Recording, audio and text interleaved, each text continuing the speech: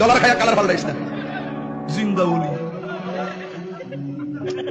আমরা এই দেশে অবশ্যই খেলাফত কায়েম করতে হবে, পর্দা করতে হবে, নামাজ পড়তে হবে, দোকান বন্ধ করে মসজিদে চলে যেতে হবে, এবং মহিলারা পেখানা ব্যাপারটা চলতে পারবে না। যখন একটু সিয়ার হয়ে গেছে, আমরা কাউকে পর্দা করতে বাধ্য করব না। তিনবার কোন ঠিক না ঠিক?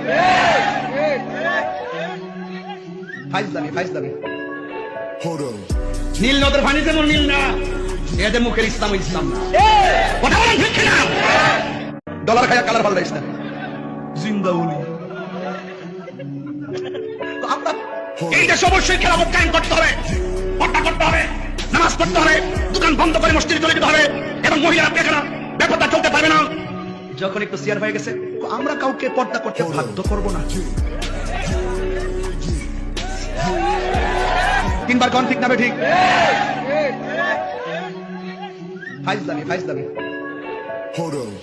নীল নদের পানি যেমন নীল না, এদের মুখের ইসলাম ইসলাম না। কথা বলেন ঠিক কিনা?